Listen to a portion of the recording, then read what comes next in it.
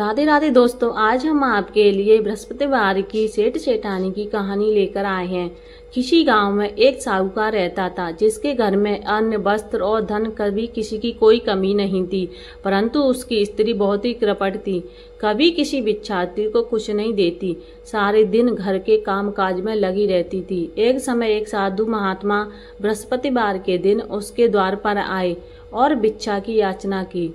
स्त्री उस समय घर के आंगन को लीप रही थी। इस कारण साधु महात्मा से कहने लगी कि महाराज, इस समय तो मैं घर लीप रही हूँ, आपको कुछ नहीं दे सकती, फिर किसी अवकाश समय वाले दिन आना। साधु महात्मा खाली हाथ चले गए। कुछ दिन के पश्चात वही साधु महात्मा आए, उसी तरह भिक्षा मांगी। साहूकारनी उस समय लड़के को खाना खिला रही थी।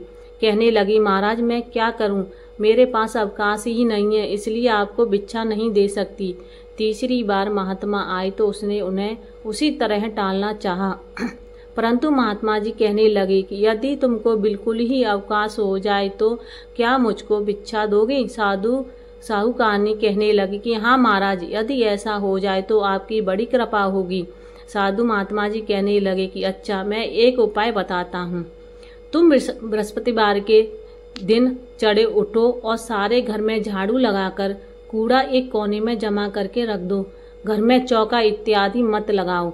फिर स्नान आदि करके घर वालों से कह दो कि उस दिन सब हजामत अवश्य बनवाएं।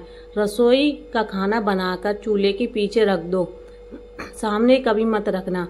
सायंकाल को अंधेरा होने के बाद दीपक जलाओ तथा बृहस्पतिवार को पीले वस्त्र मत धारण करो, ना पीले रंग की चीजों का भोजन करो। यदि ऐसा करोगी तो तुम्हें घर का कोई काम नहीं करना पड़ेगा। साहूकारनी ने ऐसा ही किया। बृहस्पतिवार के दिन चढ़े उठी, झाड़ू लगाकर कूड़े को घर में के एक कोने में जमा करके रख दिया। पुरुषों ने हजामत बनवाई, भोजन बनाकर चूल्हे के पीछे रख दिया। वह सब बृहस्पतिवार को ऐसा ही करती रही। अब कुछ काल बाद उसके घर में खाने को दाना तक नहीं रहा। थोड़े दिन बाद फिर साधु महात्मा आए और भिक्षा मांगी, परंतु सेठानी ने कहा, महाराज मेरे घर में खाने को अन्न नहीं है, आपको क्या दे सकती हूँ।